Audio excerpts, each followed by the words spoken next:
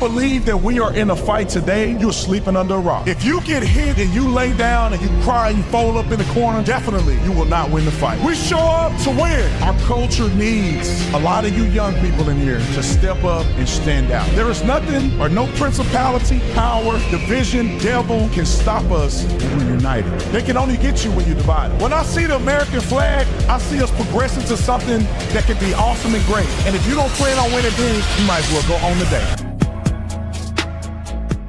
Ladies and gentlemen, and ladies, welcome back to the Officer Tatum Show. Don't judge me. I know my facial hair look crazy. It look like I'm a homeless man. I'm not on some sabbatical listening to a guru. It's just that I couldn't get my barber in to cut my hair, and he too far for me to drive. So we got to figure something out. But just bear with your boy, because the news is still good, even though the haircut is bad. All right, ladies and gentlemen, I want to talk about a few things. First and foremost, I want to just pitch this to you. I just want it on your mind. A Talladega experience. If you love Talladega, you love NASCAR, we have an experience for you. And I'm looking to have you guys help me make this happen. It's the first time this has ever been done, I think, in the history of NASCAR, is for somebody like myself to have our audience, along with other advertisers, come and sponsor a NASCAR. But I want you to be involved, whether you give $1 or you give in the tiers that we have, which means a $50 tier, a $200 tier, your name will get on the car, you get a special shirt, or a $5,000 tier, you have an entire experience. You're gonna go to dinner with me, you're gonna be in the pit with me, you're gonna get a special jersey that's a one-of-one. So we're going to have fun. Just on your radar. Tomorrow, I'll have the website ready for you. You can go on and give and support. We got a whole bunch of advertisers that are jumping on. That's absolutely amazing. I'm excited about it. Okay, let's get to the news. Americans Gone Wild. I want you to watch Donald Trump enter into the arena like the boss that he is. If for everybody that's saying Donald Trump's public persona is bad, people didn't get what they voted for, that you talking to people that's smoking crack in the back of a Cadillac with Cat in the Hat with Hunter Biden driving it. All right. This is the real Donald Trump, and this is how much people love Donald Trump, because he's the man. I'm just saying, no homo. He's the man. Roll the clip.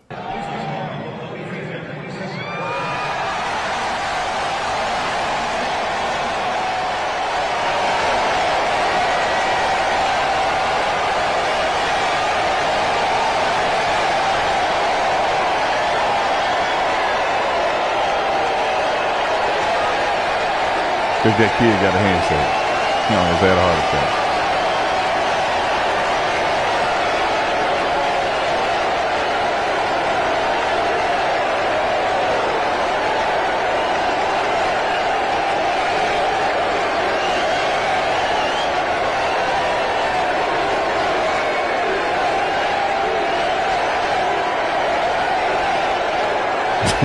Trump funny, bro.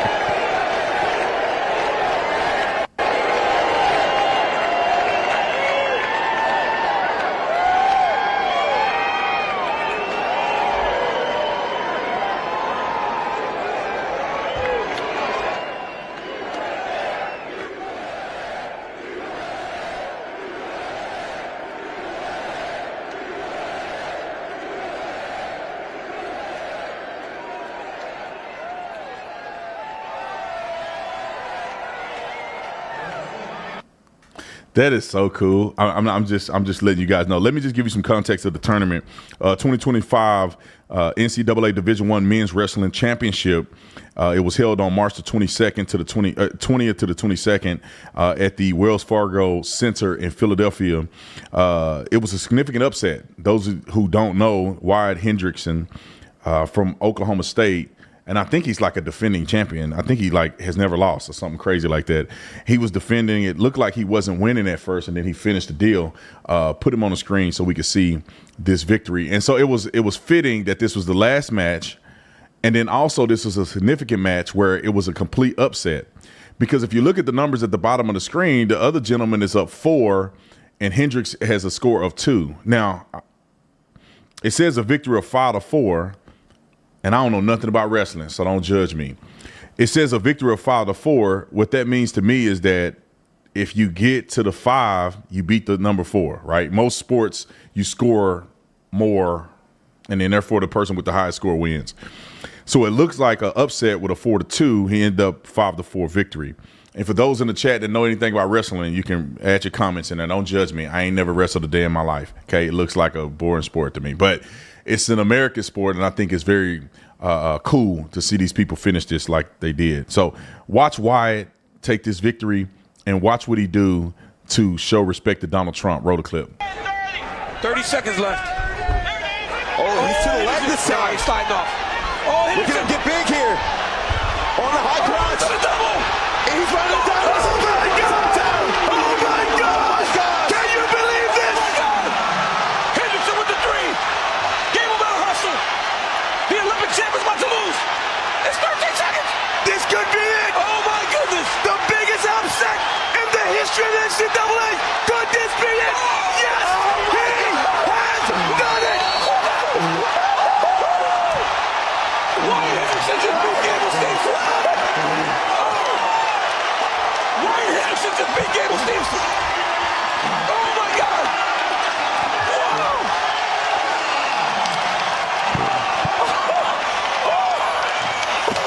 Oh my God. Wyatt Henderson just beat Gable Stevenson. That's crazy. Oh my goodness. This is the craziest moment in NCAA history. That mustache is crazy. Oh my though. goodness, Jordan. Oh my goodness. Wyatt Henderson. Wow. Wow.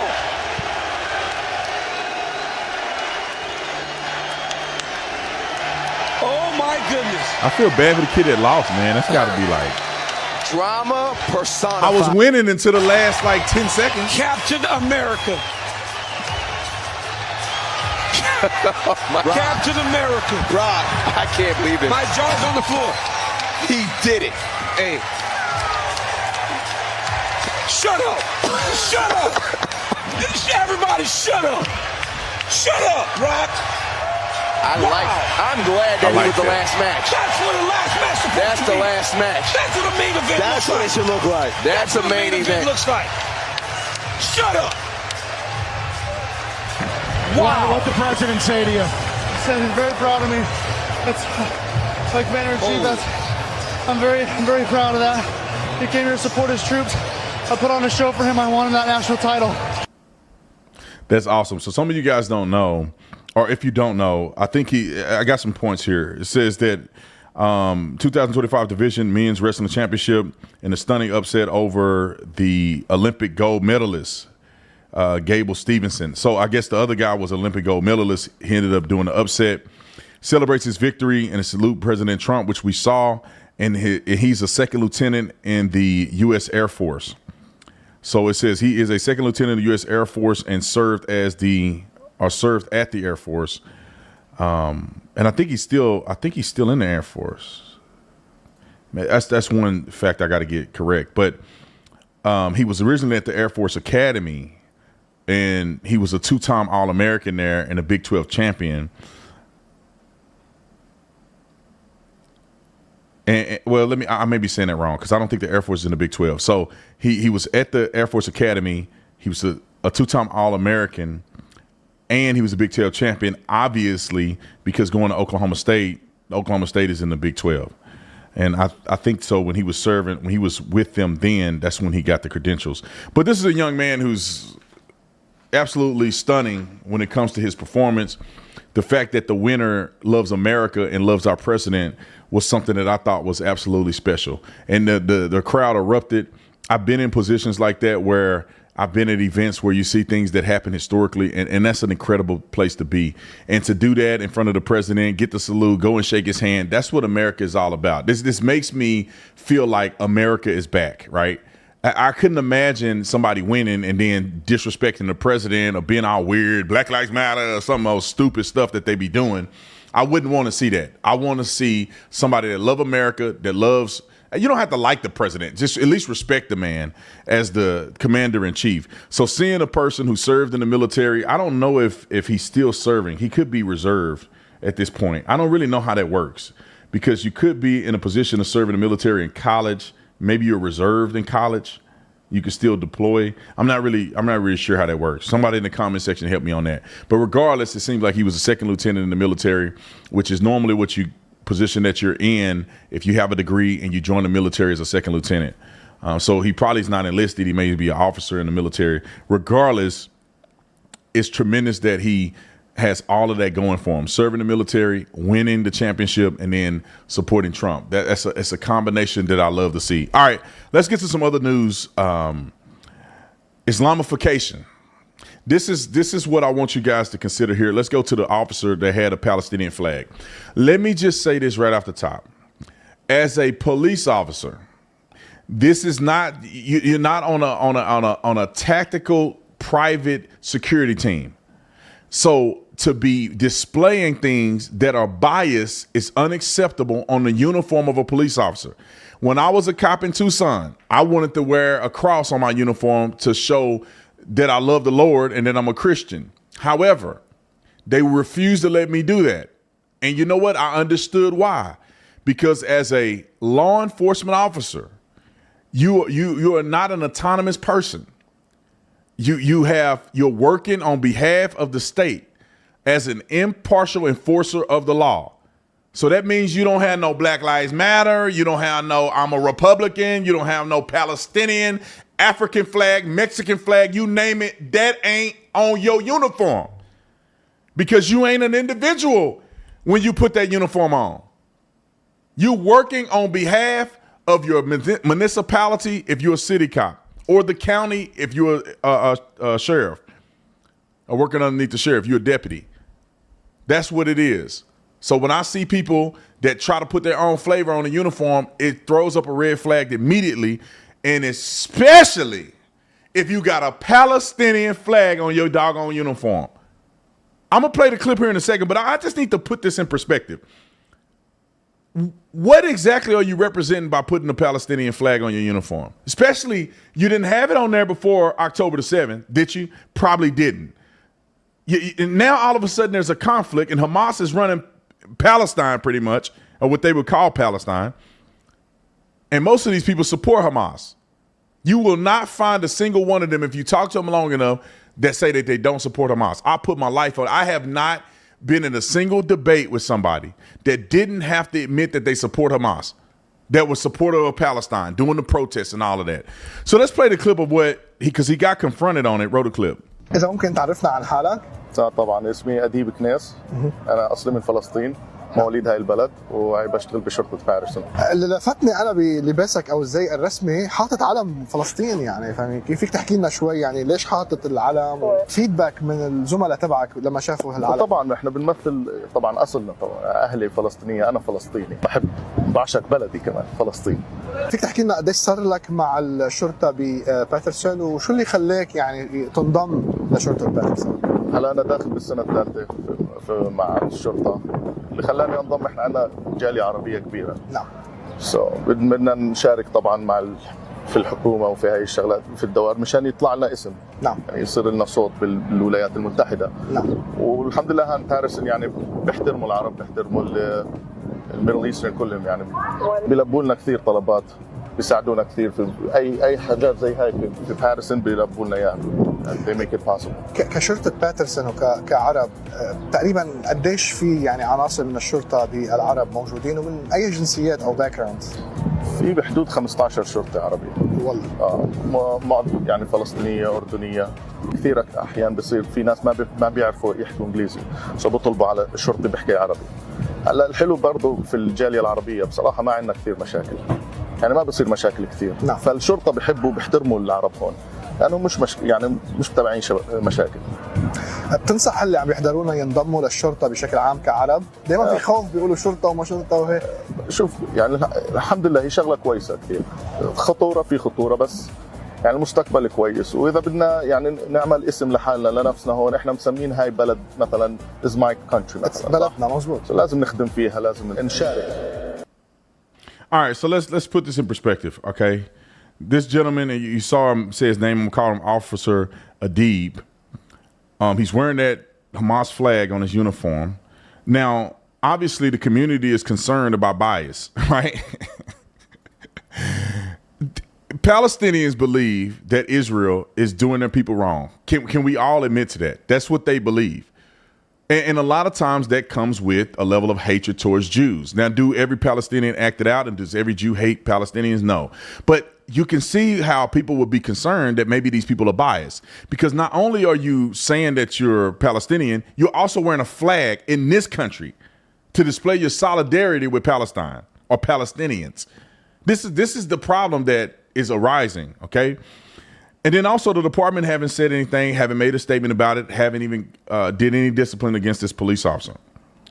And one thing that I said at first that, before it ever started, is that the impartiality of a police officer is absolutely necessary. And it's probably one of the most important things to have faith in your police officers, that they're just enforcing the law without bias. And if you start wearing all kind of things that show your solidarity to different groups that do not pertain to the law, especially things that are not associated with the United States of America directly, then people are going to think that you're incredibly biased, okay? But the bigger conversation here is what's going on in this particular city, Paterson, New Jersey.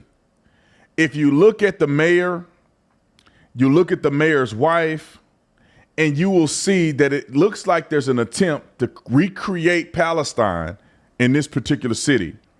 And the only reason I think to a certain degree that it is I would say troubling is when you start seeing people who have a solidarity to a country that they don't believe in or that they don't live in, that is juxtaposed in many cases, in many ways, to the United States of America and its values. That's when it becomes a problem.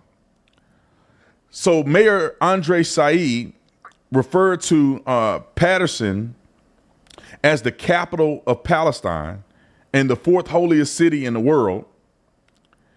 And his remarks have drawn a mixed reaction, with some celebrating the city's strong Palestinian heritage and others questioning its political implications. So I'm gonna go on to give you just a quick demographic breakup of Paterson. A population of approximately 150,000 residents, and 30,000 of them are Muslims, which makes it one of the most significant centers for Islamic culture in the United States of America. The city also implements Islamic holidays that close the schools, and I don't know if it's called Halal food programs, which is obviously associated to Islam.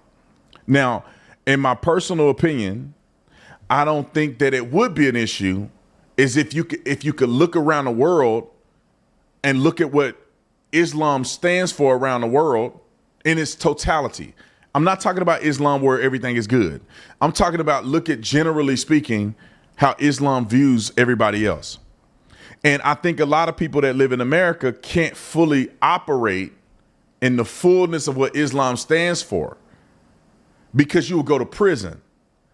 And I think that you want peace over here, and it's not tolerated to do anything else but be peaceful. But I just wonder, and I think people have a legitimate question, is if the control of Islam becomes big enough, will people begin to act out like they do in other countries? I don't think that it's enough for you to hate on your brother and sister that may be a Muslim, but I think it's a question that people have because you see a level of solidarity that supersedes their citizenship in the United States of America. And you look around the world and you say, well, what is the real objective here? What do people really think about Western civilization? What do people really think about Christianity? Let's just keep it real, y'all. We can't live in a bubble and lie to each other. What does Islam think about Christianity? It is an absolute abomination.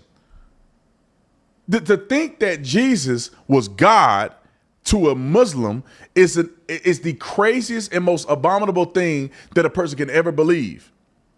And to think that Jesus was the last prophet, and that Muhammad was insignificant to a Muslim, is one of the most offensive things that you could ever say to a Muslim person. It is against everything they believe religiously. And in many of these Muslim countries, you will get killed if you dare disrespect Muhammad like that. So when you see somebody in America that's pushing this agenda to have a solidarity, what do they really feel about you? And if they have an opportunity to take over a country, take over a city, and implement Sharia law and the things that they actually believe, what does that mean for Christians? And I'm not trying to hear the fearmonger. It's the same thing that happened to Christians. If Christians had a nation, well, no, Christians are a lot more tolerable than just about anybody. But Christians in a nation, do you think they're not going to push their Christian agenda? Do you think they're not going to try to recruit and make disciples of all nations like Jesus told us to do? I mean, you'll have a conflict in any religious sect, but in America, we're a Christian nation.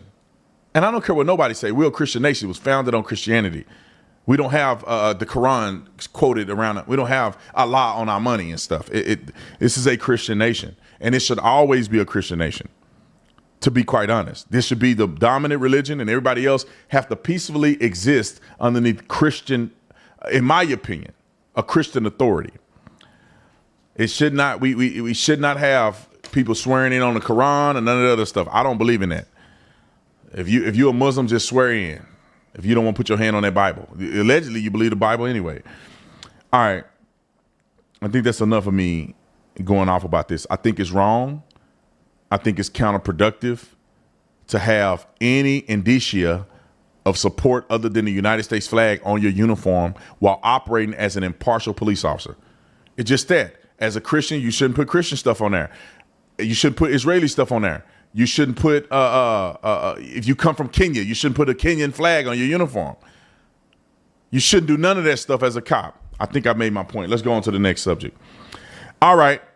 Here's another topic that I want to talk about related to the whole Muslim thing too, is this Mahmoud Khalil. So Mahmoud Khalil was a Columbia University graduate student, a green card holder, and he ended up getting deported. Now, many believe that his deportation had a lot to do with the fact that he was accused of organizing protests and disruptions that were pro-Hamas. Now, I haven't even watched this full interview. I put my life on it that if she's asked during this interview directly about disavowing Hamas, I could be wrong. I haven't watched it. I could be totally wrong. But I have seen this play out time and time again. If she's asked directly, do she disavow Hamas? I can almost guarantee you that she is not going to unequivocally say, we do not stand with Hamas. Hamas is not for us. Hamas is a terrorist organization. We don't support them whatsoever. I almost know that she's not going to say that. I see people on campus I debate with all the time, and they have this theology that I back them into a corner on. And they have to come out swinging for supporting Hamas. Because you say, do you think that Israel's occupying Gaza? Do you think it's a genocide?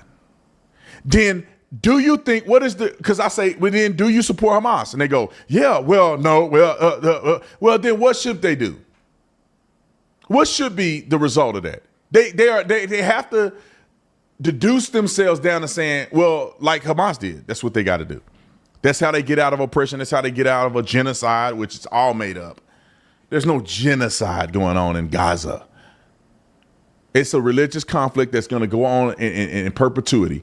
And I honest to God believe if they had more power than the Jews have, they would exterminate the Jews from planet Earth. I guarantee you they would. They just can't. That's why they haven't. The Jews can exterminate them, but they won't. That's the difference between the Jew and the Muslim and Israel, is that the Muslim wish that they could kill them, but they can't. And the Jews can kill them, but they won't. I'm just keeping it real. Roll the clip. My husband was taken away from me in the middle of the night. It was one of the most terrifying times of my life. I don't think I've ever experienced anything scarier than that. Noor Abdullah, a 28-year-old dentist born and raised in Michigan, has suddenly found herself in the center of a storm she never saw coming. She and her husband, 30-year-old Mahmoud Khalil, had been living in Columbia University housing while he completed his master's degree, and they awaited the birth of their first child. Turn around. Okay, let's not. That all changed on the evening of March 8th, when federal agents arrived at their door. And he was like, "Are you Mahmoud Khalil?" Mahmoud said yes, and the man said, "We're with the police, you have to come with us." What's going through your mind at that point? I was scared. I was terrified. Yeah, they just like handcuffed him and took him. I don't know what to do. Abdullah used her phone to document what Hold on a happened second. next. I'm going to let him finish it, but I think I said his name wrong. It's Mahmoud, not Mohammed. He probably wanted to name himself Mohammed, but it's Mahmoud Khalil. That's what it looks like it is. I totally said Mohammed for some reason. It's Mahmoud. All right, roll the clip. At this point, Mahmoud was like, go take the keys, grab my green card. He thought maybe like if he shows the green card, you know, we'll be fine. Did you think that if you showed the fact that your husband was a legal resident with a green card, that he'd be okay? Because I was like, this is just a misunderstanding. They're gonna take him away. They're gonna take him to 26 Federal Plaza, see that he has a green card, he'll be home in a few hours. Excuse me, they're not talking to me, I don't know. Excuse me, the lawyer would like to speak to somebody. Oh my God, they're literally running away from me. She has not seen her husband since.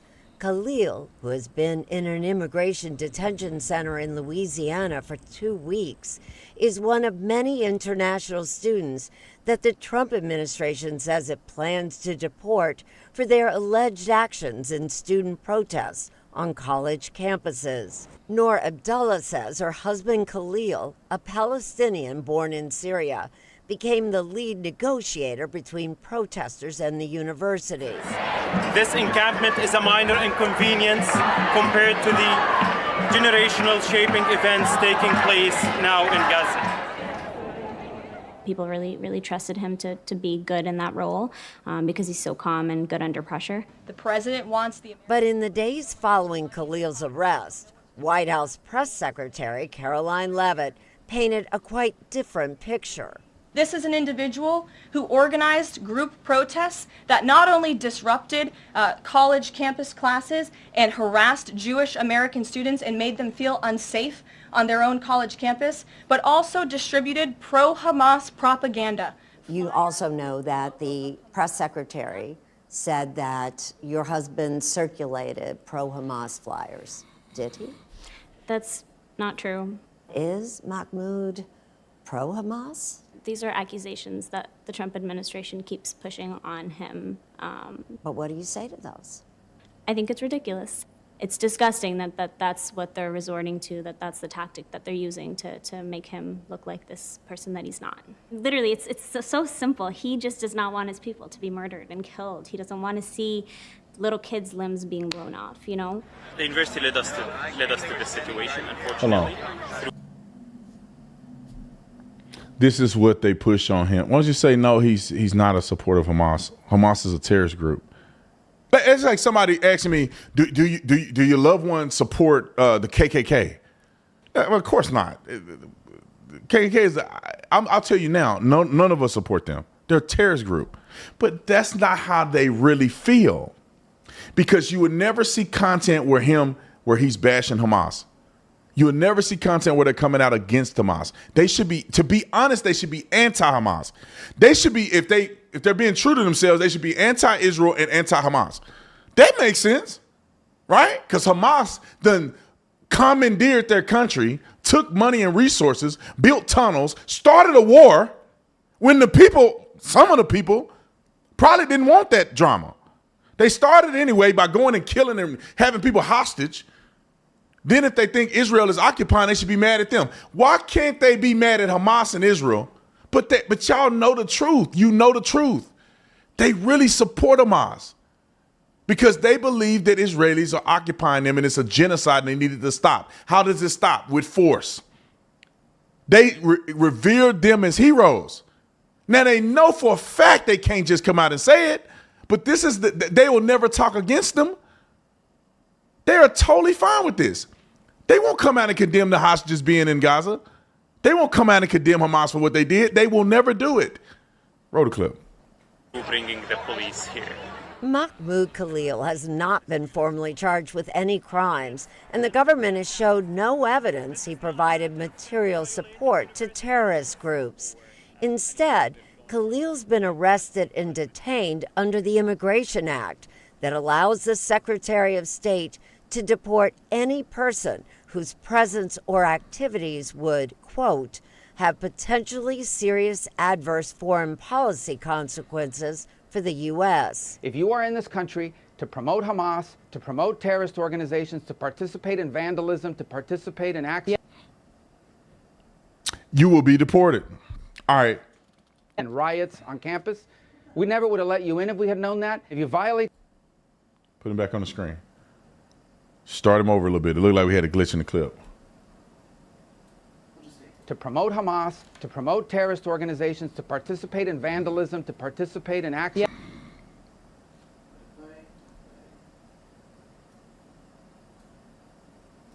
and riots on campus, we never would have let you in if we had known that. If you violate the terms of your...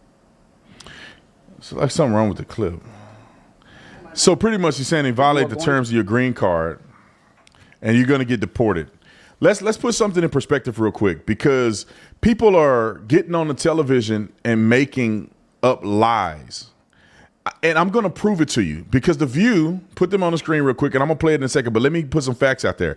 The View is going to make an untrue statement, and they should have to have a legal note for this, because I got the facts right here.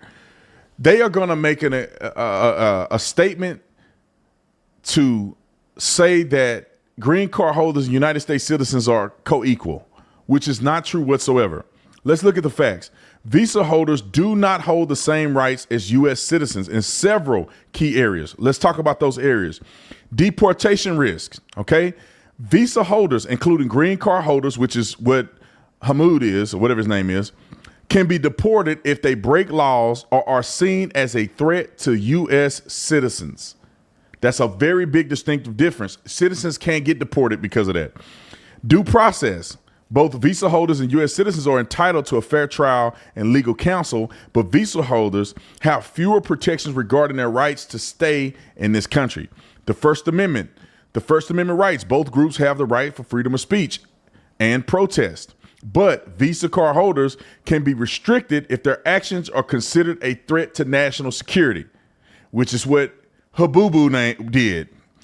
Right to stay. U.S. citizens cannot be removed from the United States of America, while visa card holders can be deported if they violate their immigration status. In Khalil's case, green card holder, he has many rights, but is still at risk of deportation due to his immigration status and actions that may have been a national security threat.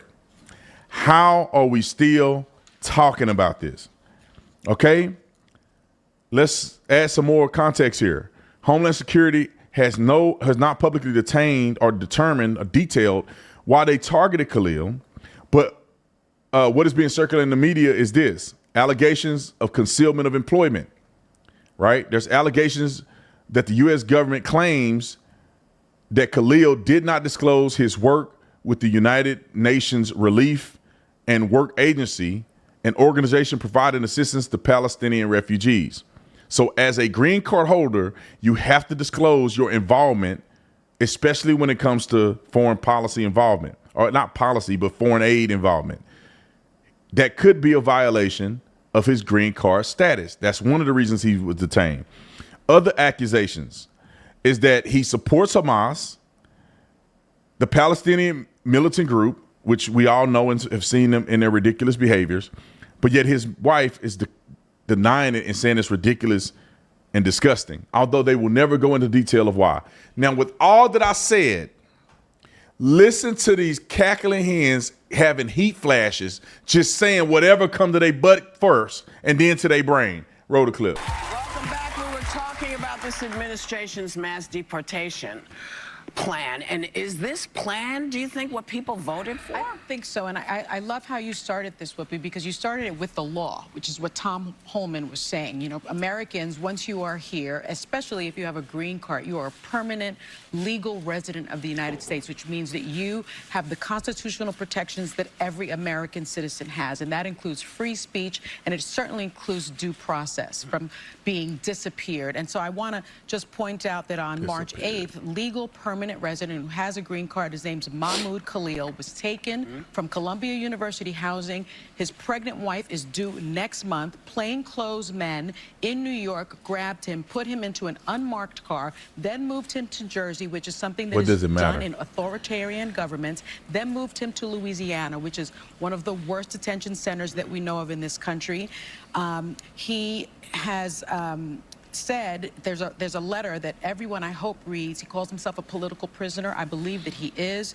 He did that, wrote that March 18th, 25. And what is so shocking to me is that this could happen to someone who is a permanent legal resident with a green card, with an American wife, about to have an American child, being disappeared because he spoke out, because he had his freedom of speech, and because he basically spoke out and gave an opinion that now the State Department is saying is against our foreign policy. Hold on. He didn't. This is why these people are so disingenuous. He didn't just give an opinion. There's a whole bunch of green card holding students that give opinions. We saw them idiots on the campus. They should get kicked out of school for supporting a terrorist group. But it's his support for organizations that are pushing propaganda to support a terrorist group. And then also the organizations that he was leading, and he had, I don't know if they gave him a director role. He was directing them. They were creating violence on campus that targeted Americans who were Jewish and those who weren't American who were Jewish. But they were targeting a subsection of our population through violence, pushing a political agenda. And he was the one in the middle of negotiating and organizing a lot of this stuff. You ain't a citizen. You F around and find out. And we have the legal authority to do it. Roll the clip. I think the key here is due process, because I've used this stat many times. 89% of Americans support deporting people who've committed violent crimes in this country. It's a no-brainer. We get that. But the stunning lack of due process and unaccountability of being able to say who has been rounded up in these cases. And I would even point to this instance that Sonny mentioned. I do not agree with the speech that he's used. This is somebody who's associated with a group that praised October 7th and said that it was a moral and military and political victory. But I still believe, despite the fact that that was the worst attack on Jews since the Holocaust, he is still entitled to due process in this nation. And the courts have intervened. I'm going to keep coming back to this theme. He is still here on U.S. soil. He is still going through the court system. He has an attorney representing him, and they will determine if he had ties that warrant him not being here. But purely speech and taking away due process is just not how our system's meant to work. Stop it. These people are so silly to me. How is it taking away due process? Due process, you still go to jail and get detained for things that you've done while they're investigating and doing what they have to do. If you are in America and you've been accused of a crime, he's been accused of things that either violated his immigration status or he's a national security threat. So the country has a right to detain that person into a facility where they're not a flight risk and all that other stuff that they can end up doing while they're being investigated because they know they're being investigated. So the due process is saying, we're going to take you to a facility and hold you while we determine what we're going to do about this. It's almost like a person getting arrested for a DUI. Technically, you're innocent until proven guilty. Yeah, they saw you driving a car and you blew a freaking .34. Yeah, but you're still innocent until proven guilty in a court of law. But that don't mean you don't go to jail. That don't mean you have to sit in there until your day. You have your day in court. I don't know what they think that due process is somehow different for people who are green card holders or because you're a Muslim. Bro, if you violate your immigration status, which I think this is the reason they picked them up, because they found a violation of immigration status. And if you're a national security threat, you are going to be detained at a facility. And you'll have a right to defend yourself at some point, which is exactly what he's being afforded. They didn't deport him back to Palestine or wherever he said he was from. I forget where they said he was born at. They didn't deport him back there. No, he's at a facility in America. He's getting due process. And these dumb hot flash women are just making up stuff at the side of their neck just because they want to support somebody. Listen, if this was a person in America that's being treated improperly, they wouldn't care. if they're conservative. They wouldn't care. They wouldn't be talking about it on the show. They have a vested interest in supporting people that don't like America. It's the craziest thing I've ever seen. Everybody on the panel should be like, yeah, if he in fact did that, he needs to be deported. Because they never get to the question of, if he did it, what should happen? He don't have due process. Okay, due process aside, if he did support Hamas, if he did lead an organization that pushed Hamas propaganda and said that Hamas is a necessary military group, and he's pushing that as a green card holder, should he be deported? They'll never have that conversation on this show. They won't, they can't. Because you know what the answer should be. Roll the clip. The transparency Anna alluded to, like if they just list who's on these flights, if they just told us these are people they don't we have know to. They're associated, I think people would be more on board. The interesting thing that Anna and I were just speaking about at commercial is Trump's deportation numbers have not actually increased on what Biden was at, but it's the way they're using it to kind of as a red meat type of thing that, like you said, the military planes, all this is happening, and it is shocking to imagine that the numbers are not up. That's just an important notice. And also just to note. They made me sick to my stomach, but I got to do it so you don't have to do it. The fact that they're saying the numbers are because the amount of people coming over here has decreased tremendously. And we had tariffs that we imposed on Canada and Mexico in order to get them to cooperate and put troops on the border. Canada agreed, we paused tariffs. Mexico agreed, we paused tariffs. So Mexico is actively preventing people from coming over here. And we're actively showing that if you come over here, you'll get deported. So the number of people trying to travel into our country has mitigated by a lot. Therefore, there's not as many to deport from the border. Versus when Biden was in office and we had 30,000 people a week or something coming over in our country. I think it was like thousands of thousands a day. So you got a plethora of people to deport. But they can't be genuine for 30 seconds. Roll it. Khalil has not been found, has not even been charged with a crime. Well, and I heard recently that Haitian folks who are here they're losing their protective status. Yes, well, he's revoking the parole program that was started by Biden for Venezuelans, Cubans, Nicaraguans, and Haitians. And by the way, Venezuelans, Cubans, and Nicaraguans who are citizens mostly supported But in Donald October, Trump. before the election, Biden himself said, we're not going to renew this program. You need to find other forms of staying here. Right, so that but they wasn't only gave him that just 30 days. I'm not saying it was handled right, but that started under Biden, just to be clear. Yeah. Well, whoever started it, this is not the way we do it. This is not the way we do it. But you know what? It's going to take all the voices because as I look in our audience, I can't tell who's from where. All right, shut up. I'm tired of hearing these fools. They foolish as a mud. It's very clear, man. I don't know what other way to say it. You're in our country illegally. We have laws. If you don't like it, change the law. You don't get to say, I'm not going to enforce the law because I'm only going to enforce it when I feel like it. That's not how it works. It's that we have a law on the book, enforce the law. If you don't like it, take the law off the book. But you're in our country illegally. And then we don't owe you anything. So you're here on a green card and you out here supporting Hamas, who's a terrorist organization. And why are you here? Why are people arguing to keep these people in our country? Because they have to oppose Trump. It's not because they have a legitimate reason to feel like, Mahmoud Khalil deserves to be in America because this is the value he's adding. No, they don't believe that.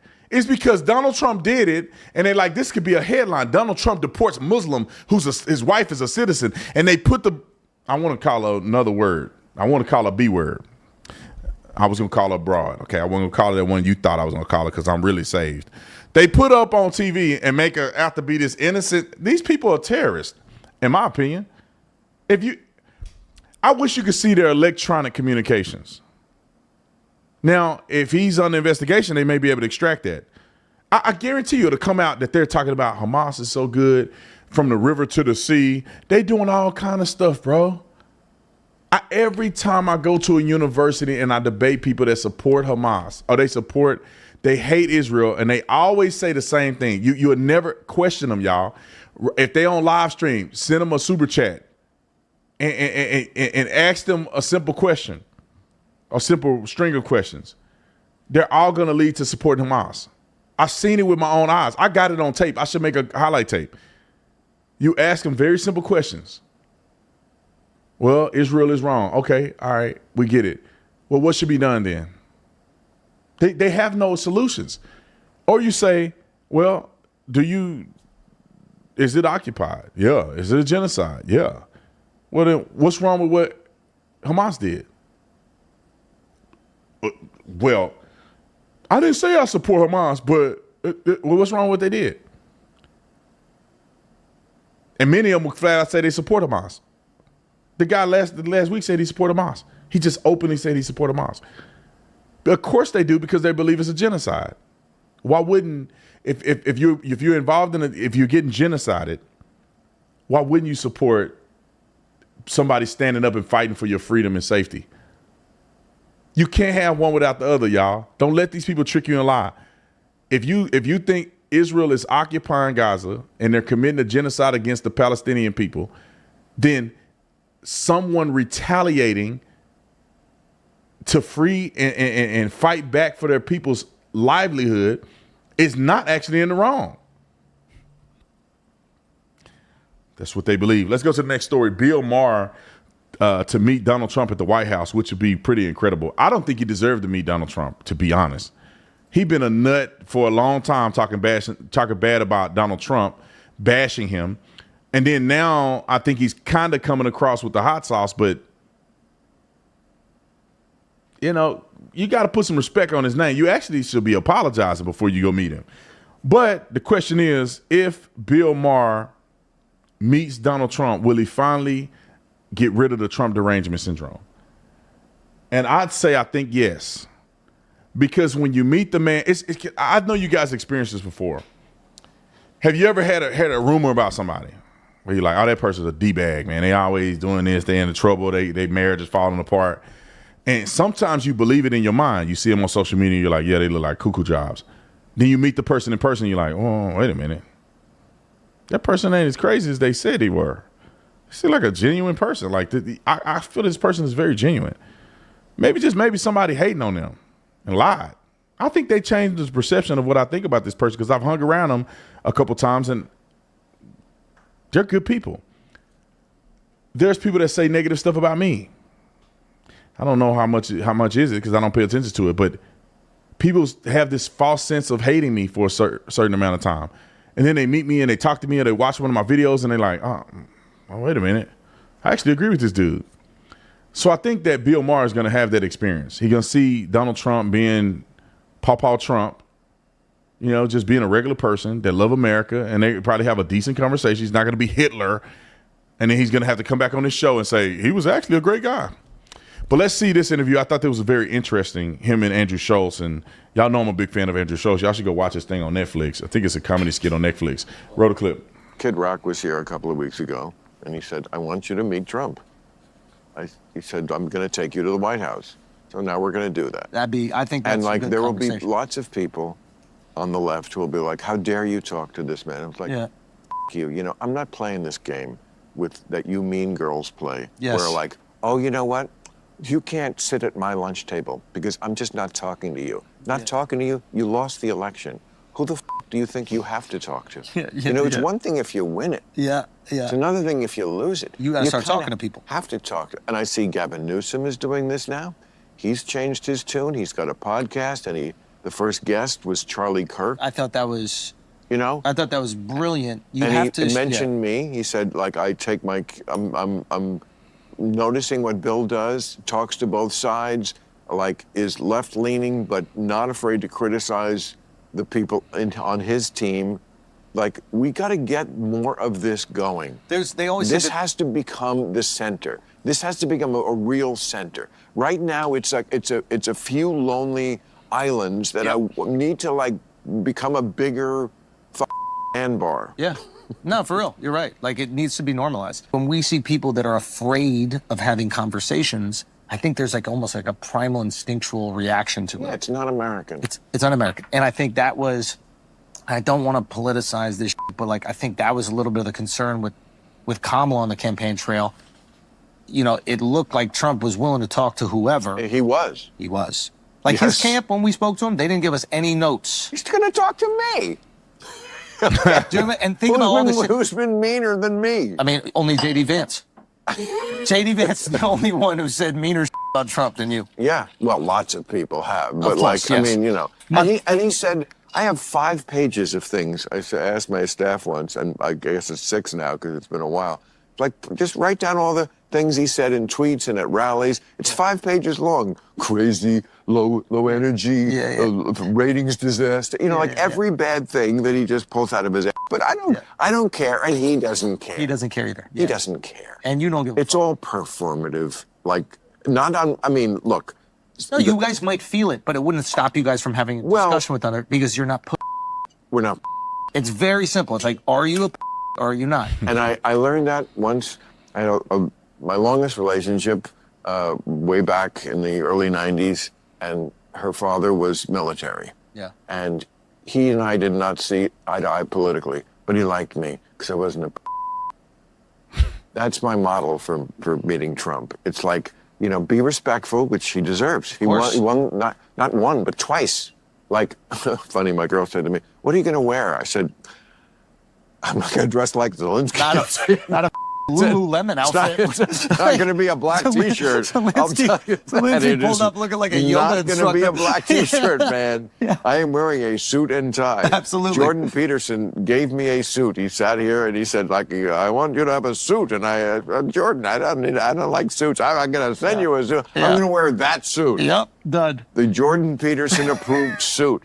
It's a good, I mean, I guess whatever. It's a sign of respect, but it's a sign of respect. It's the White House. Yeah, even if you disagree with the person in it, you are respecting the law of the land. You are respecting the position in general. And you also have to respect that, you know, the guy did win. It's more than half the country or whatever. I mean, you know, I keep saying it.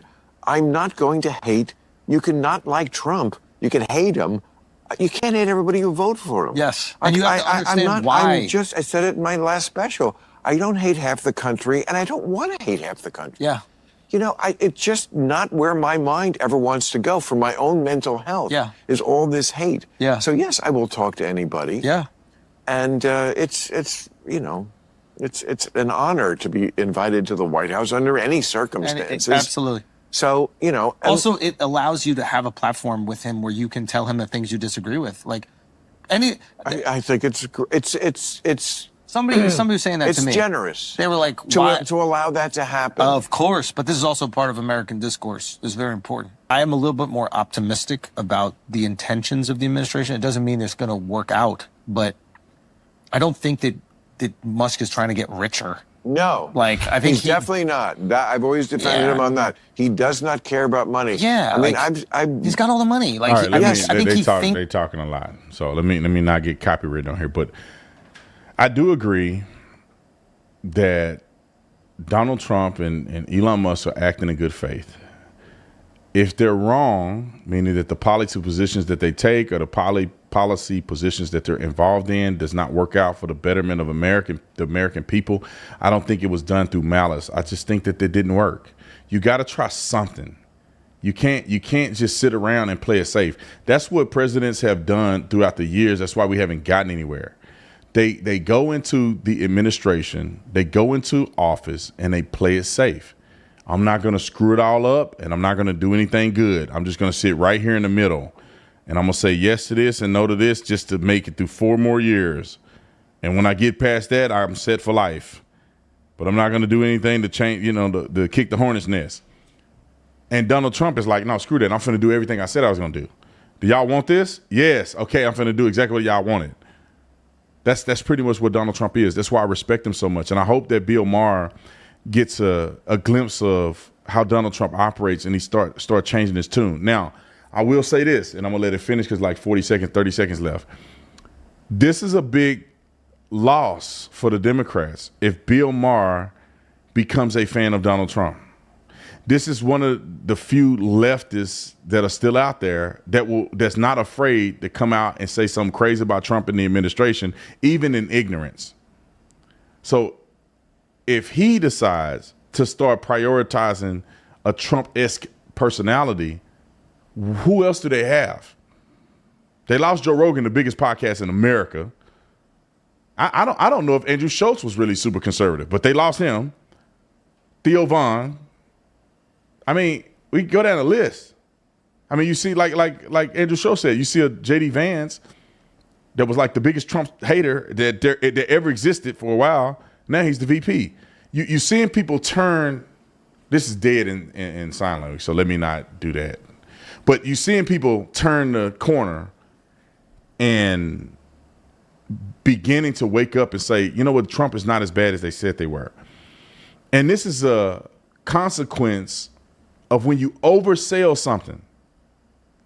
That's like, it's the same thing when it comes to people. You oversell a person as bad, and then you meet them and they're normal. You're like, oh, shoot, they look more normal than they really are, because you oversold them so far to being such a devil that all they got to do is be half normal, and they will get the attention of everybody. Or saying that somebody's so great, and they do a look, you pump them up so they're so perfect, they're so this, and you see them do something, and you're like, oh, wait a minute, that person is nowhere near as great as I thought they were. Even if what they did was still good, but you overhyped them. Let me let them finish the clip, roll it. That this actually will help America. I've been with him at times, and he did not have a house. Yeah, he was like staying at a friend's house. It doesn't matter to him. He will sleep on the couch. Yeah. Or sleep at the Tesla factory, as he did to get that going. I think he brags about, we work the weekends. Let's have pizza at 1 a.m. and keep working. And then sleep here. Yeah. He's an engineer. That's what turns him on. And I respect that. I think it's important. I think that Bill Maher does talk over people. I mean, God dang, let Andrew Schultz talk. God dang, he was just all over. He's talking over him. But what I will say is I think that's a good, valuable conversation to have. And we're watching the pendulum swing a little bit. I think a lot of prominent people who were once leftist nut jobs, or even left or in the middle, are now saying, Donald Trump. And then what happens is now it's okay to support Donald Trump. Now more people are going to come out and support Donald Trump. Now more people are going to be open. Therefore, more people know that the people that were their friends are Trump supporters. Because it's a point in time in this country, or had been a point in time in this country, where if you support Donald Trump, that's a death sentence. And I'm not talking about a physical. Well, sometimes it could be physical. I think they would want to kill you. But it's like a friendship demise. It's like a family where they shun you and they exile you. What do they call it? Excommunicate. It is a means for excommunication with your family. Now, I don't know a single family member that says you supported Kamala Harris, you can't come to the house, you are the dumbest person in the world. Although that may be true. Conservatives don't treat their family like that. But if you're a conservative and you supported Trump, I mean, you could lose it all. Your boss treats you bad. People spit in your food. I mean, it was a point in time where being a Trump supporter was like being a Hitler, like being a Nazi, or being today's time being a racist, being a what's another one? I said the Klan, neo-Nazi, racist, white supremacist. That's the word I'm looking for. It's like being a white supremacist. Ain't nobody want to be around you. You're an idiot. But they made it all up. Trump was never the bad person. All right, I want to finish this live stream pretty quickly. So let's get to the next few stories. Two of them that I think is pretty significant. This is a short film, but I just want to show an example of how people, this is why you get beat up and slapped by police. Look at this guy. And somebody explain to me, how did he turn this traffic stop from a simple traffic violation in which he's violating? It's not a question. He is clearly driving around with illegal tinted windows. You can see that his tint is illegal from this view. The front windshield, the sun is shining. The sun is coming through. Bro looked like he's in a limousine every other window. The light is coming in the front. But look at the side that's across from him. Can you see? You can't see nothing out of that window. And the one behind him, you can't see nothing. He behind limo tent. But when the cop pull you over, and you know you told little Johnny, or you told Raul and them to put 5% on the front, and they go, "Oh, you sure you want it? You sure?" Nah, bro, put the 5% on there. I don't care. You know you told them to put 5% on your windshield. And then they pull you over and you're driving on a suspended driver's license. And this how you act. Roll the clip. Tom, can you do that? Like, why you gotta be... Listen. Listen to me. I'll work with you, okay? Like, driving on suspension is not the end of the world. I know, but I can't afford another ticket, though. I understand it. I'm not saying I was gonna give you a ticket, but when I asked you out of the car and you're not going, I don't got nothing on me. Okay, and you're not saying you're gonna get out. You're making it a hassle. But listen, but then by not getting out of the car, I can tell you're under arrest. So step on out of the car. Or I gotta keep stepping out like you got nothing on you. Yeah, no, I'm allowed to. Throw the door open, hit the cop, try to hit the cop. What are you doing? I'm doing this video because I want somebody to share this with their kids. What are you doing? The cop said I'm working with you. I may not even give you a ticket. You're driving on suspended. That's a criminal violation, just so y'all know. Driving on suspended license is a crime in many states. I don't know a state that it's not a crime in. Just take that ticket and fight it in court or whatever. Why are you acting like this with the cop and he's being nice to you? Keep going. Deny you touching me too. I'm not. Deny you touching me. You know what I'm saying? I don't gotta do that. Here, let go. Stop. This is my phone. Hold on. Put it on. Hold on, though. Don't arrest me. You put me. I don't have to go in handcuffs. Yes, you do. I don't have to go in handcuffs. Last time I got arrested, I don't gotta go in handcuffs. All right, I don't gotta go in handcuffs. Relax. Listen. You're not putting me in. I'm not in no type of custody. I'm gonna pat you down. All right, I'll do that with my hands. Put your hands up. I don't go in no handcuffs. Walk back here. Why you trying to put me in? I don't gotta go in handcuffs. Listen, you don't listen to me. I'm just talking. You don't listen. Last time I listen. You're under suspension as a driver. That's an arrestable offense. I don't have to get in the back car. I don't. Hold on, time out. First of all, you can't tell me to get out the car. I don't know what lawyers he advised him, but that lawyer is trying to take his girl or something. He wants him to go to jail so he can be with his wife or something. I don't have to get out of the car. You can't touch me. What is he? The cop can't touch you? Then he says, I don't have to go in handcuffs. Last time I got arrested, I wasn't in handcuffs. I have never heard of an arrest. Well, it depends if you cited a person, you on paper release them, right? There's a way you can arrest a person, and if you decide not to put them in handcuffs, you write them a summons, and then they promise to appear in court, and you give it to them, and they go away. But that's because the cop chose to do that. But if you finna go down in the back of the car because you got arrested for driving on a suspended driver's license, now you resisting arrest and you acting a fool, you bet your bottom dollar you're gonna put you in handcuffs. Then he says, I don't have to get in the back of the car. What did he come from another planet? Have you not watched YouTube? Roll it. No, dude. Man, right now. All right. Now you took out running.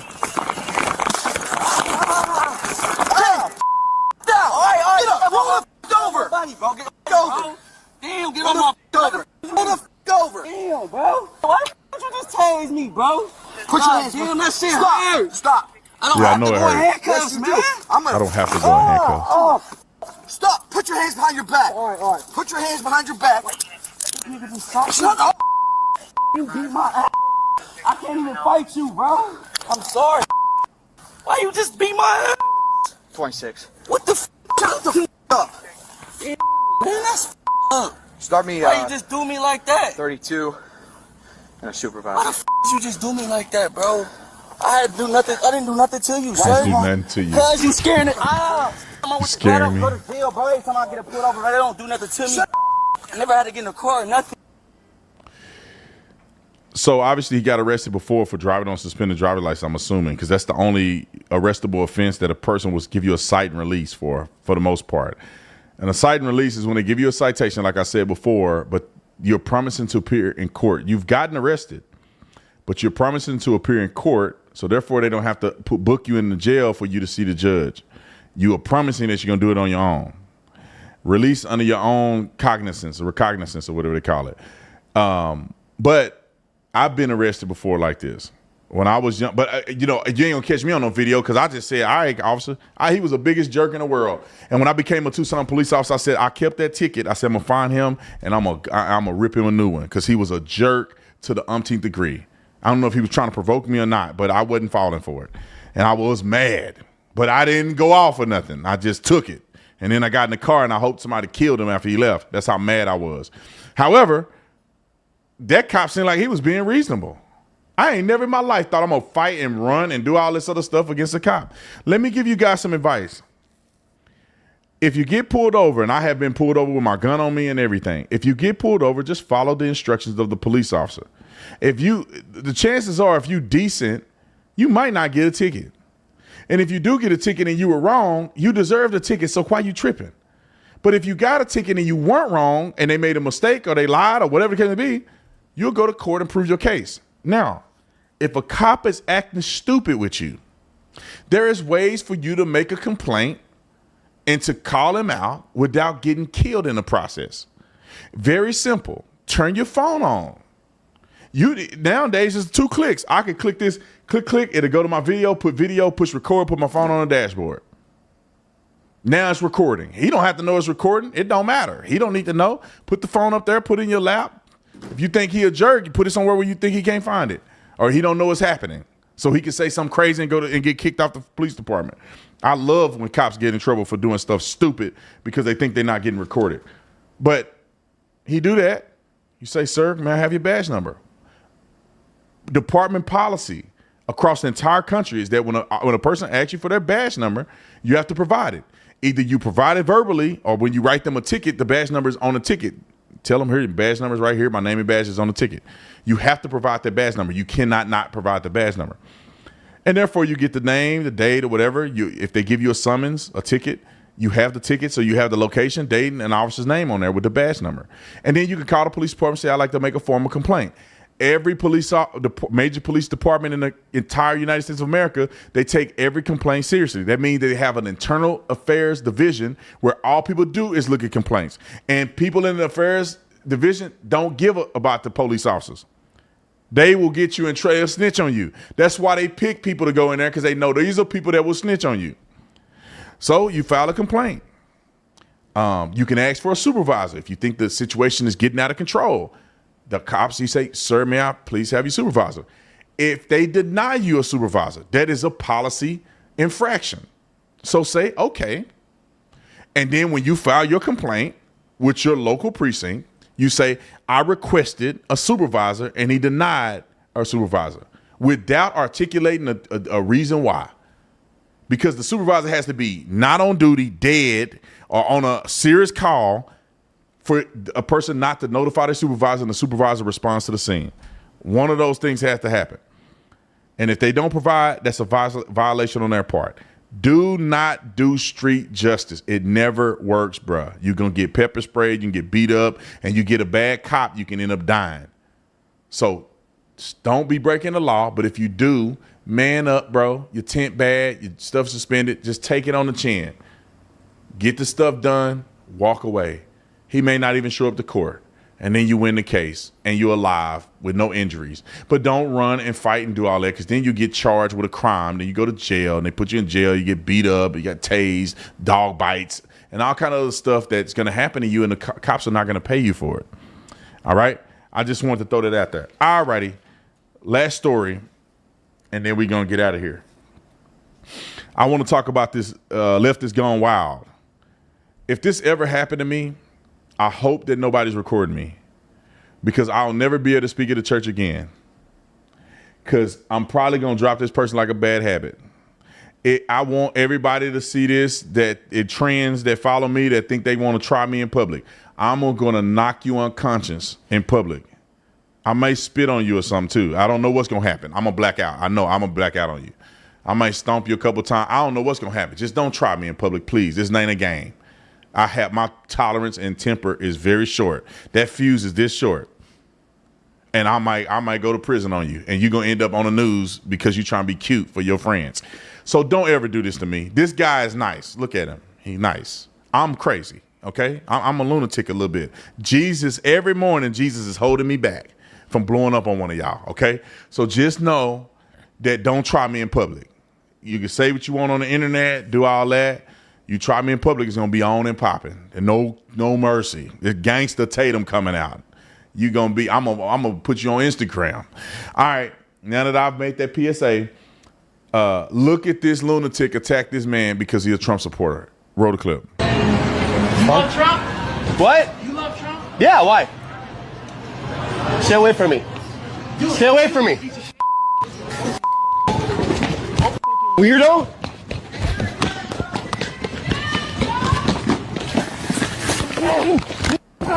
Rape! Time out. Get the I don't know if you heard it, but the tranny was yelling, rape. I don't know. They were trying to get attention because he fight this random guy. It's all on camera. He fought this guy because he had a shirt on. Roll the clip. Get away from me. I'm going to beat you with this battery. Get away.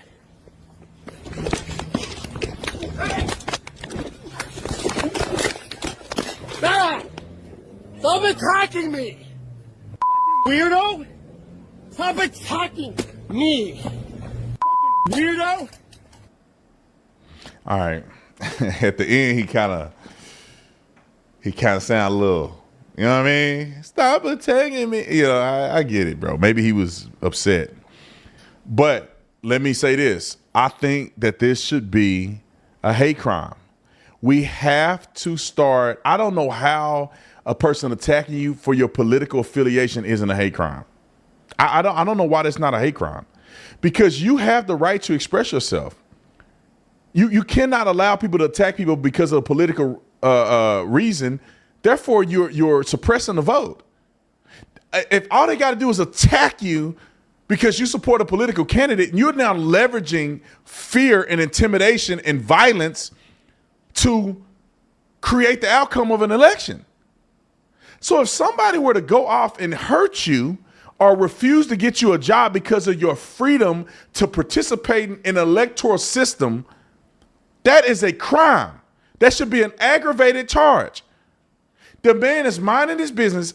That's the same if you minding your business and a person don't like you because you're black. Just say you had black power on your shirt or Black Lives Matter. And the person like, you support Black Lives Matter? Yeah? And they beat you up over it because you're a black man supporting Black Lives Matter. That's an aggravated charge. You're getting charged with a hate crime. Same thing if you trans. A person like, oh, you trans, bro? Yeah. And they beating you up because you're trans. That's an aggravated charge. They beating you up for whatever other reason that you. Religious. You're a Christian. I'm a Christian. You a Christian, bro? Like the other one pulled a gun on a Christian guy preaching in the street. That's an aggravated assault. That's an aggravated charge. That's a hate crime.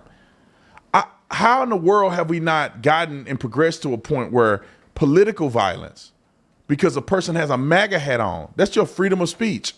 So somebody can be violent and violate your constitutional rights of freedom of speech and there not be an aggravated charge? It's crazy to me. I just want people to understand that don't ever do me like that. Because I ain't going to be, don't fight me. I don't know what I ain't no talking. It's going to be stomping. Okay, let's go to the one more clip that almost proliferate what I'm saying. This person who looked like a black and brown body has a MAGA hat on public transportation. Most rational people are minding their own mother freaking business.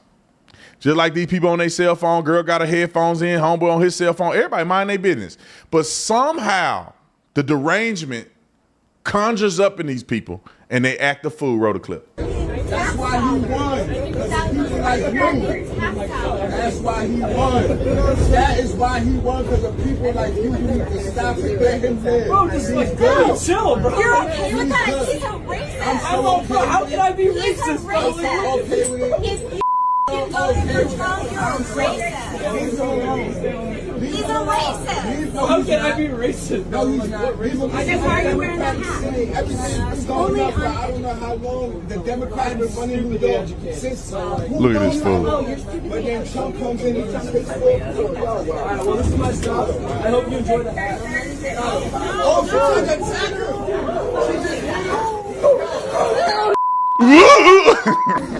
Swing and a miss. Second base, strike him out, throw him out. Big play by the Reds. That's so funny. Play it again. Just play that part where she fall. I want to see her fall. Yeah, right there. Start at the top. I just love instant karma. Y'all see those videos on social media? They are instant karma. This is instant karma.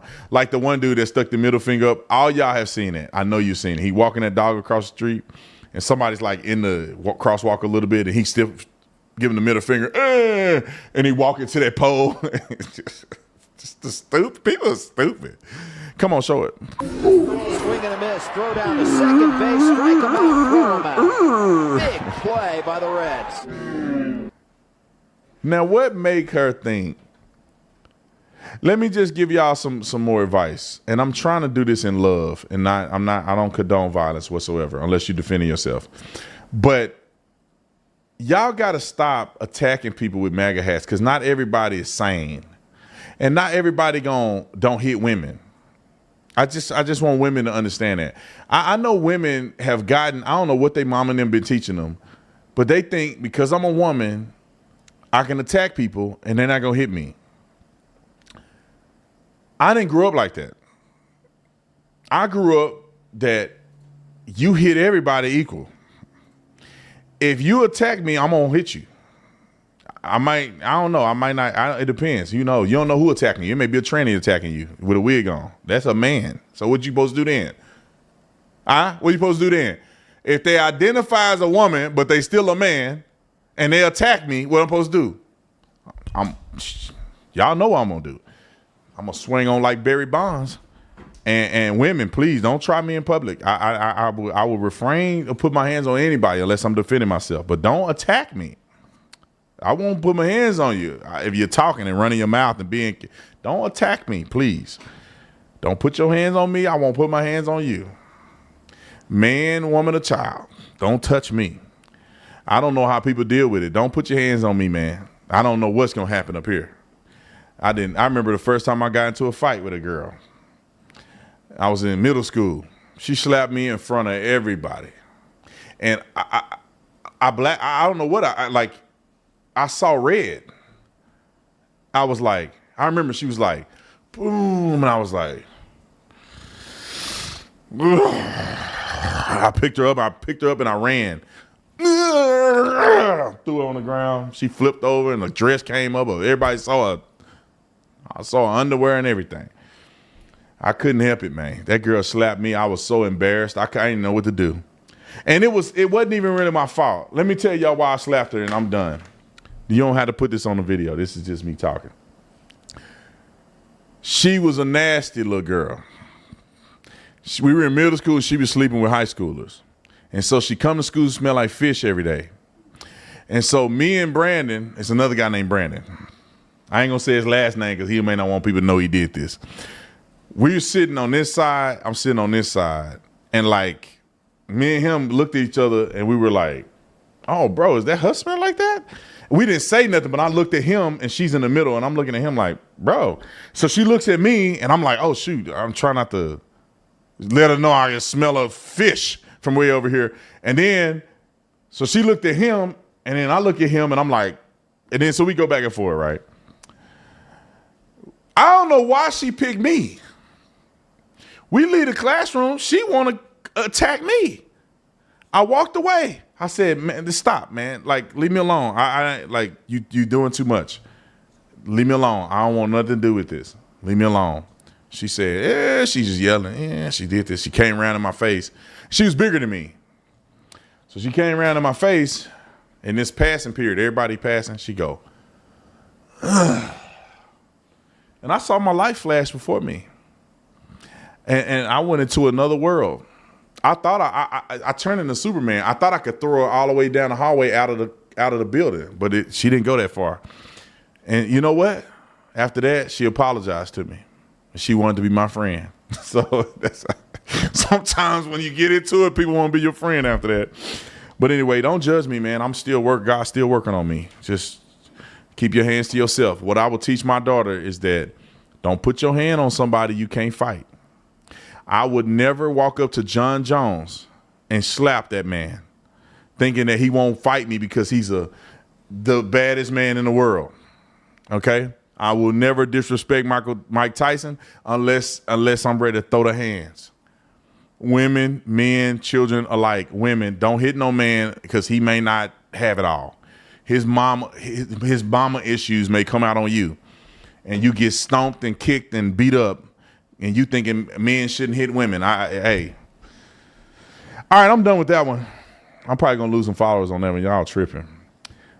Anyway, I don't think people should hit nobody unless you're defending yourself. And don't get mad at me because when I was a cop, I had to hit women too.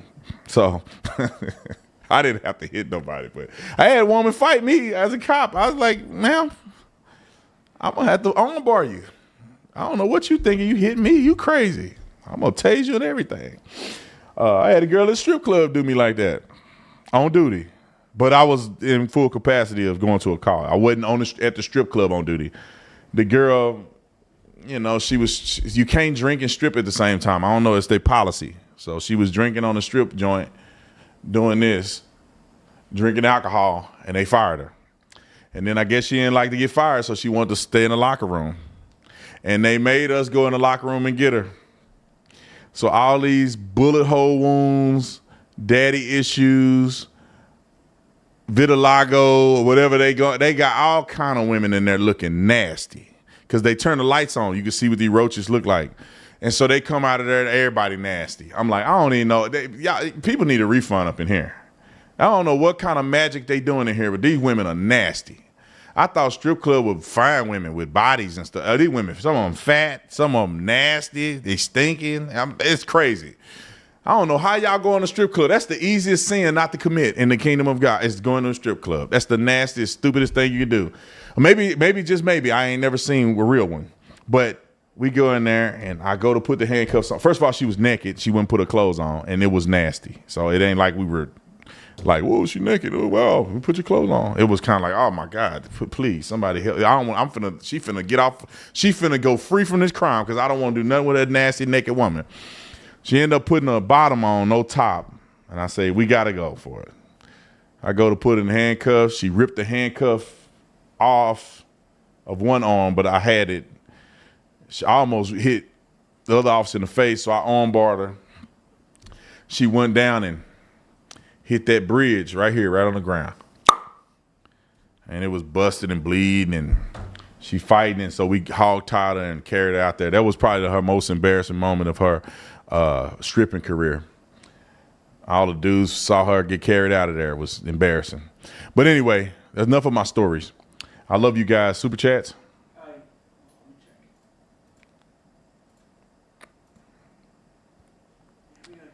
Yeah, let me get to them real fast. I love you guys. Thank y'all for super chatting, though, for real. And thank all of y'all for joining the Tatum Squad. You don't have to put them on the screen. I'm just going to read them real quick. Christ is King. Trump is our president. Amen and amen. And anybody that don't think Christ is king or they think it's anti-Semitic, you can kick rocks, okay? Arizona didn't choke in this men's tournament. Hey, it's only Sweet 16. Don't jinx them, all right? All right, John, thank you so much for joining the Tatum Squad. A dog mama for life. He's evil, not stupid. He had others promote Hamas for him. He brainwashed woke, weak-minded people, and they carried out his agenda. And colleges have no shortage of woke minds to indoctrinate. 100%. I'm getting ready to go to college this week. I'm going to college in Minnesota. And then I'm going to UC Davis. And then I'm going to UT Austin. And I think I got a high school to go to here soon. So I'm going to be on these campuses. And I'm telling you what, man, some of these people it's kind of shameful, bro, to be honest. Like, you would talk to them and you're like, when I was in school, we wasn't this dumb. Like, I'm not saying everybody dumb, but it's some people on campus that's like, what? What are you talking about? We didn't have ChatGPT and all kind of Google searches and stuff. When I was in college, it wasn't that prolific. Now you can look up anything. You can't look up nothing. You paying $100,000 a year to be stupid. So some of them be struggling. Some of them are smart and intelligent and have a good conversation, but some of them just crazy. It's sad, bro. When I was in school, we wasn't that silly, bro. We may have deferred on opinions and we have a good discussion, but we weren't canceling people. And there was no such thing that happened like that on campus when I was in school. There was no racism and all that stuff. That stuff wasn't as prevalent. Everybody just went to school. You had to make them grades. And hopefully you graduated with a degree. Nobody's worried about trans. I took sexuality class and it was fair. Like sexuality, they went through sexualities. And then they went to when they got to the trans part and people who are hermaphrodites, they brought a trans person in the class and the person was respectful and said, I'm trans and this is how I feel. And you can ask me any questions. And then we moved on to the next subject. There was no homophobic, transphobic, none of that stuff even existed. And we saw a really sad story about a trans person who was a hermaphrodite and they picked it wasn't trans. So it was a hermaphrodite person, but they picked the wrong gender. So the person was living a life as a man, but technically they should have been a woman because they had all the female organs on the inside. But, you know, the vagina thing was a little larger than normal. So they figured it would turn into a penis. And so they made him a man. And that was very sad. He ended up killing himself too. So that was very sad, but they weren't pushing on you. They just give you the information. You in sexuality class. You learn about all this stuff and then you move on. I never even thought about a transgender after that. I'm like, oh, that's what people are doing now. Never seen one in person, except for one. I'm telling this story. Y'all, they mad at me. They ready me to get up out of here. But this one story, I think my friend was messing with a transgender person. Let me just tell y'all how that happened. So, you know, we young, we online. You know, little girl on Facebook look cute. And I remember my homeboy, we don't know what the person was, but it would look like one of them. And my homeboy was like, yeah, bro, I was talking to this girl or whatever. And we were like, wait a minute, bro, that looked like a transgender, bro. That looked like a little Asian transgender person. And you look at some more pictures, because the first profile picture looked like a girl, but you look at the other pictures, you're like, oh, wait a minute, bro, that's a transgender. Then we all determined that was a transgender, right? My homeboy was like, no, but I ain't never really talked to her. I said, okay. But here's the crazy part. A young man I called him my stepbrother. He wasn't really my stepbrother, but I called him my stepbrother. Oh! He came to us and said, bro, look at this girl I was talking to. And it was that girl, this boy, or whatever it was. And now we know that the person was probably a transgender. We said, hey, bro, you kiss her or what? He said, yeah, bro, I kissed her. Say, bro, what else you do? Oh, my gosh. My homeboy, I don't know if he got tricked or he was doing it, didn't know we had already, this is a different scenario. We had already established, and then this new person showed us this picture of this dude or girl, whatever. And that fool said he kissed her and everything, man. That was embarrassing. It was kind of funny, though. Anyway, Adam, thank you so much for being a Tatum Squad member. I'd pay for you to go, I'd pay for you to go on The View, or maybe we can vote for President Tatum in 2028. I'm not the president material yet, man. I still got a long way to go, man. I think when I sell one of my companies for $1 billion, then I'll consider it, maybe. But until then, I ain't ready to be no president. Let's see, Dog Mama for Life. RFK Jr. needs to find someone to create a vaccine for TDS. 100%. Hey, we need something, because people do have Trump derangement syndrome. It's like a real thing. Like, I think people think we playing. Like, it's a real thing. Like normal people lose their minds over Trump. They just lose it all. They willing to quit their job. They willing to do anything. They'll jump off a building if that means Trump can't be the president again. You're based. I like it. Let's see, Lou, thanks so much for the super chat. Mike B, people need to go back to minding their business. 100%, bro. People be doing too much. They doing way too much. I saw this thing on Charleston Gray about if you see a man in a domestic violence with a woman, call the police. Don't get involved. Don't get involved, bro.